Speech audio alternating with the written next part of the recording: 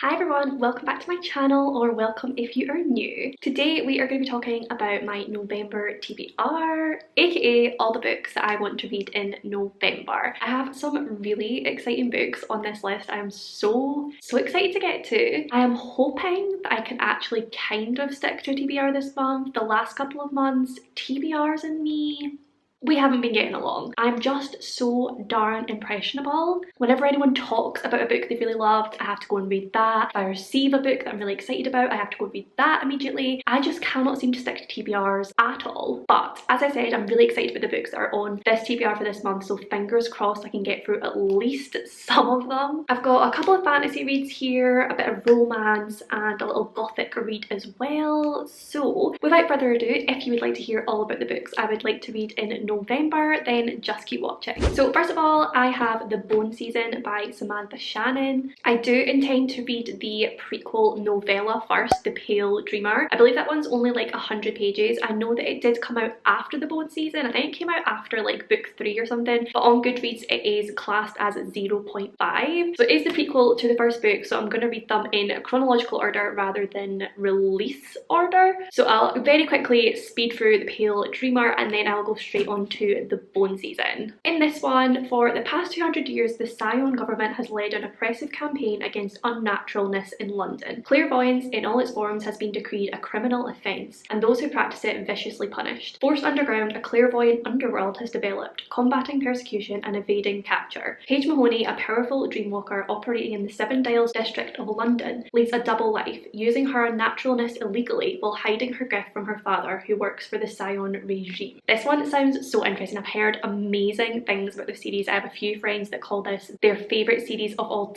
time, so I am expecting very good things from the series. I do love anything to do with clairvoyance, and now that I'm really getting into my fantasy again, I'm really hoping to love this one. Next up, I have Spells for Forgetting by Adrienne Young. I think this one might have been on my October TBR as well. This is actually the September adult book for Fairy Loot. I want to try my hardest to keep up with all the Fairy Loot books. I did manage to read Belladonna, which is the September YA pick, but obviously I've not read this one yet and I need to get caught up.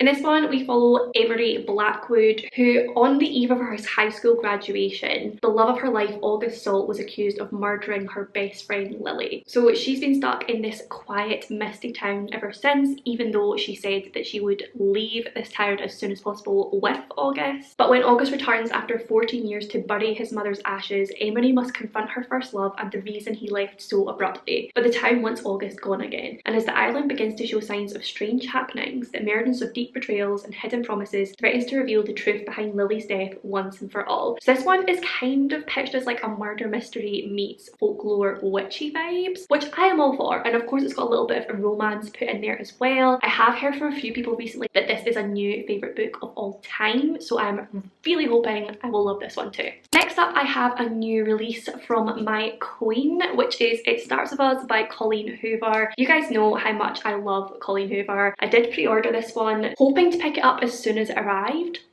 That did not happen, but I definitely want to read it in the months of November. So this one is obviously the sequel to It Ends With Us, and I believe in this one we follow Lily and Atlas, and I think we get both their perspectives, and we look into like their relationship now, like as things progress following on from It Ends With Us. But I think we also get a deeper insight into Atlas and his past, and Atlas is my favourite character in It Ends With Us, so I'm really looking forward to getting some more insight into him, and I'm hoping to love this one just as much as I loved the first book. We shall see. A lot of the time when people bring out a sequel like this so much later, I feel like it never really lives up to the original, but fingers crossed, I'm gonna love it. I do usually love anything Colleen Hoover can give me, so yeah, hoping for another 5-star read. Next up, I have a little romance, and that is My Killer Vacation by Tessa Bailey. I have actually not read anything by Tessa Bailey to date, but I've heard amazing things about her books. I really think she's going to become a new favourite romance author if her reviews are anything to go by. This one is pitched as a spicy murder mystery, which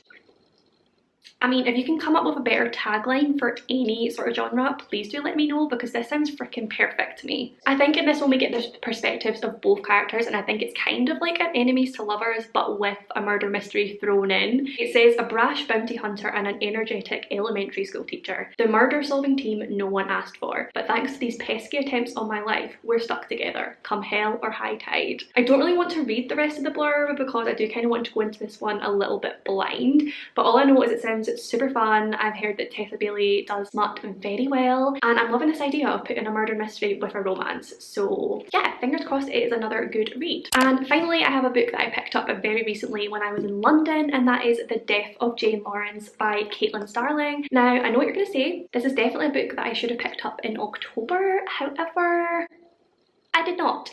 And I still really want to read it this year. So we're going to pick it up in November. Hopefully. This one basically sounds like the book version of Crimson Peak, and Crimson Peak is one of my favourite films of all time, so safe to say I have high hopes for this book. We're basically following this girl, obviously, called Jane Lawrence, who marries for convenience because having a husband will allow her to remain independent and occupied with meaningful work. And she chooses to marry a reclusive doctor called Augustine Lawrence on one condition, that she must never visit Lindridge Hall, his crumbling family manor. Of course, she ends up at this crumbling family manor because of what else would you do? And when she gets there, her husband is acting very strange. He is not the confident man she knows. He's a man that seems unable to decipher reality from nightmare. And she has to have like this battle with her own sanity to find out what is going in this crazy, scary gothic manor. It's set in a dark mirror version of post-war England. Caitlin Starling crafts a new kind of gothic horror from the bones of the beloved canon. I mean, this sounds amazing to me.